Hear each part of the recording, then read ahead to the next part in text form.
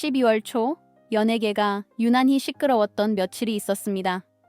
한 사람의 이름이 하루에도 몇 번씩 헤드라인을 갈아치웠고 댓글창의 온도는 점점 낮아졌습니다. 논란이 커지자 박나래 씨 측은 법무법인 광장을 통해 공식 입장을 냈습니다. 그런데 이상하게도 그 순간부터 불은 꺼지지 않았습니다. 오히려 사람들은 더 묻기 시작했습니다. 왜 이렇게 짧지? 왜 핵심이 비어있지? 사건의 표면에는 여러 조각이 있습니다. 전 매니저들과의 갈등, 갑질이라는 말, 법인 자금 관련 공방, 그리고 불법 의료행위 의혹까지. 그 중에서도 사람들의 시선을 붙든 건 아주 단순한 형태였습니다. 하루에 2번, 각 1천만 원씩, 총 2천만 원. 누군가의 계좌에서 누군가에게 찍힌 2줄의 이체 기록. 선의였다는 해명과 사전 협의가 없었다는 주장, 그리고 반환했다는 반응이 엇갈렸습니다. 그리고 더 날카로운 건 다른 쪽에서 나온 구체성입니다. 날짜와 사진, 대화 내용의 일부가 보도되며 입장문과 현장이 맞지 않는다는 의심이 커졌습니다. 이 영상이 따라갈 PI 미스터리는 하나입니다. 왜 대형 로펌의 단정은 사람들을 안심시키지 못했고 오히려 의심을 키웠을까? 답은 결국 말이 아니라 맥락에 있을지도 모릅니다. 박나래 씨를 떠올리면 많은 사람은 먼저 현장을 떠올립니다. 스튜디오에서, 야외 버스 안에서, 잠깐 쉬는 대기실에서 그녀는 늘 상황을 읽고 공기를 바꾸고 웃음을 뽑아내는 사람으로 기억됩니다. 예능은 대본보다 순간이 강한 장르이고 그 순간을 만드는 사람은 늘 과로에 가까운 집중을 견뎌야 합니다. 그런 점에서 박나래 씨의 전성기는 재능만으로 설명되지 않습니다. 오래 버틴 사람의 체력, 사람 사이를 통과하는 감각, 그리고 무엇보다 스스로를 웃음의 재료로 내놓는 담대함이 필요합니다. 때로는 촌철살인으로, 때로는 자학개그로, 때로는 무너질 듯 하다가도 다시 일어나며 그녀는 한 시대 예능의 톤을 만들었습니다. 그래서일까요? 논란이 터졌을 때 대중이 느낀 배신감은 단순히 한 스타의 실수 때문이 아니라 우리가 알던 그 사람의 방식이 흔들리는 데서 시작됐습니다. 웃음으로 버텨온 사람이 왜 이토록 설명이 서툴러 보일까? 왜 이해 대신 의심만 남을까? 그리고 그 의심의 문은 결국 가장 가까운 관계, 매니저들과의 이야기에서 먼저 열리기 시작합니다. 갈등은 늘 가까운 곳에서 터집니다. 매니저는 연예인의 시간을 붙잡아주는 사람이자 동시에 가장 많은 비밀을 보는 사람입니다.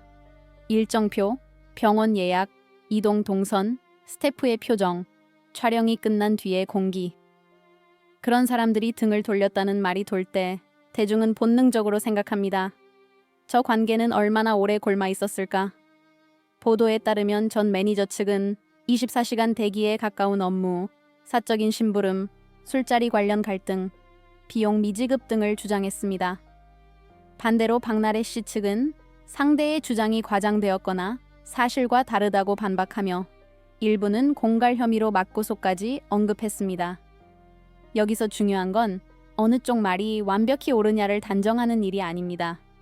지금 단계에서 우리가 확실히 볼 수 있는 건 하나입니다. 관계가 깨졌을 때 사람들은 업무보다 감정의 기록을 먼저 내놓는다는 사실입니다. 누군가는 나는 도구 취급을 받았다고 말하고 다른 누군가는 나는 협박받았다고 느낀다고 말합니다. 그 순간부터 싸움은 법정으로 가기 전에 이미 여론에서 시작됩니다. 그리고 여론은 법률 용어보다 훨씬 단순한 질문을 던집니다. 왜 이제 와서? 왜 그때는 참고 지금은 폭로하지?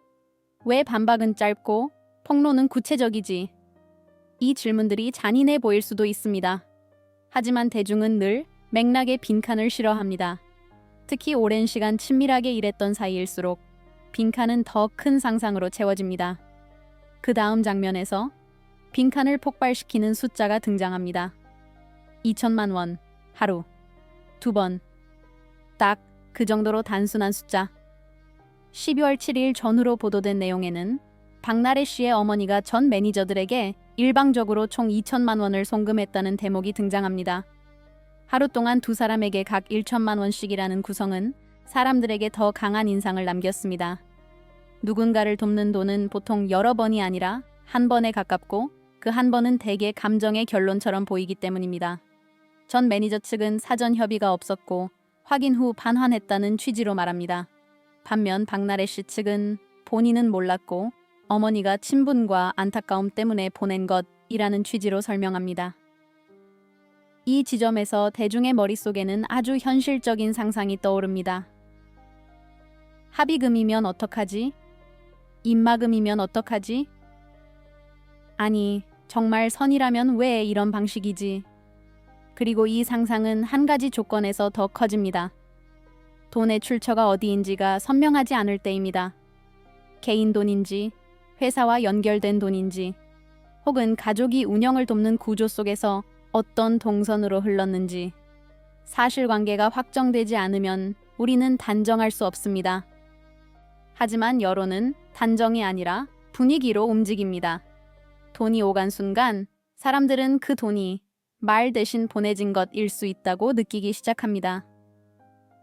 여기서 더 큰 문제는 이런 돈이 오갈 때 사람들은 진심보다 리스크 관리를 먼저 떠올린다는 겁니다. 특히 상대가 법적 분쟁의 당사자일 때는 더 그렇습니다.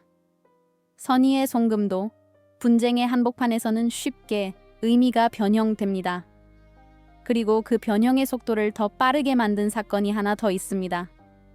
불법 의료행위, 의혹, 주사 이모라는 단어, 그리고 합법적 왕진이라는 해명. 어떤 단어는 사실을 설명하기보다 감정을 폭발시킵니다. 주사 이모라는 표현이 딱 그랬습니다. 보도에 따르면 디스패치는 박나래 씨가 오피스텔 등에서 링거 주사 처치를 받는 것으로 보이는 사진과 관련 대화 내용을 제시했습니다. 이에 대해 박나래 씨 법률 대리인 측은 당사자 진술과 자료를 검토했고 법적으로 문제될 부분이 없다는 취지로 말하며 바쁜 일정 탓에 병원 내원이 어려워 의사와 간호사에게 왕진을 요청해 링거를 맞았다는 설명을 덧붙인 것으로 보도됩니다. 그런데 여론이 예민하게 반응한 지점은 의학 지식이 아니라 상식의 그림이었습니다. 사람들은 왕진이라는 말을 들으면 집으로 온 의료진, 침대 옆에 조용한 진료, 그리고 의료기관의 관리 아래 있는 처치를 떠올립니다. 그런데 보도에 나온 장소가 오피스텔로 지목되면서 그 그림이 깨졌습니다. 집에서 맞은 게 아니라면 왜 왕진이라고 표현했지? 라는 질문이 생긴 겁니다. 여기서부터는 사실관계의 영역입니다. 그 처치가 실제로 면허가 있는 의료진에 의해 적법한 절차와 시설 기준을 충족한 형태로 이뤄졌는지 여부는 수사와 확인을 통해 가려져야 합니다. 다만 논란이 커진 이유는 분명합니다. 해명이 상식의 장면과 어긋나 보이는 순간 사람들은 해명을 사실이 아니라 방어로 받아들입니다. 보도 중에는 해외 촬영 일정과 관련한 대화 내용도 언급됩니다. 주사 언니를 모셔와 달라는 취지의 메시지가 제시됐다는 보도까지 나오면서 단순한 피로 회복의 범주를 넘어서는 것 아니냐는 의혹이 더해졌습니다. 그리고 의료계 일부에서는 허가되지 않은 공간에서 전문의약품 처치가 이뤄졌다면 불법 가능성이 있다는 취지의 지적이 보도되기도 했습니다. 이 지점에서 대중의 감정은 단순합니다. 웃기던 사람에게서 왜 이렇게 위험한 냄새가 나지? 그래서 사람들은 묻습니다. 정말 합법이었는지, 정말 안전했는지, 정말 설명 가능한 형태였는지. 논란이 길어질 때 당사자에게 남는 선택지는 많지 않습니다. 인정하고 고개를 숙이거나 끝까지 부인하고 법으로 가거나 혹은 조용히 시간을 벌며 사라지거나. 박나래 씨 측은 보도들에서 맞고소와 법적 대응을 언급하는 흐름으로 전해졌고 전 매니저 측 주장과 정면으로 부딪히는 구도가 만들어졌습니다. 그런데 여론은 법정의 승패와 다른 방향으로 움직일 때가 많습니다. 사람들은 이렇게 말합니다. 법적으로 문제가 없을 수도 있지. 그런데 왜 이렇게 찜찜하지? 그 찜찜함은 대개 한 가지에서 옵니다. 해명이 핵심 질문을 피해갈 때입니다. 2천만 원은 왜 하필 그날, 왜 하필 그렇게 나뉘어 갔는지, 몰랐다는 말은 어디까지 책임을 덜어주는지, 왕진이라는 표현은 왜 선택됐는지, 장소와 절차에 대한 설명은 왜 구체적이지 않은지, 그리고 상대의 요구가 정말 부당했다면 왜 가장 설득력 있는 형태로 공개하지 않는지. 이 모든 질문에 대해 지금 우리는 확정적인 결론을 말할 수 없습니다. 다만 지금 이 국면이 말해주는 건 있습니다.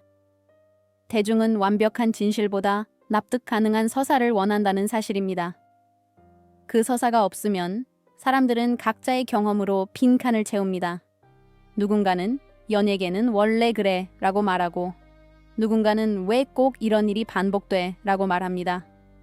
결국 논란은 한 개인의 문제가 아니라 업계의 관행과 권력 관계에 대한 질문으로 번집니다. 그리고 방송가는 늘 그렇듯 차갑습니다. 제작진은 리스크를 계산하고, 브랜드는 이미지를 지키고, 동료들은 말을 아낍니다. 이 싸움이 법정에서 끝나든, 합의로 끝나든, 혹은 오랜 침묵으로 끝나든, 박나래 씨가 마주하는 마지막 장면은 판결문이 아니라 다음 섭외 전화의 유무일지도 모릅니다. 처음에 이야기했던 모티프를 다시 꺼내보겠습니다. 하루에 2번 찍힌 IH 기록, 그리고 커튼 사이로 보였다는 링거줄. 이 두 이미지는 사실 하나의 질문으로 이어집니다. 당신은 당신의 삶을 설명할 준비가 되어 있었나? 우리는 종종 유명인의 삶을 화려함으로만 봅니다. 하지만 화려함은 늘 관리 위에 세워집니다.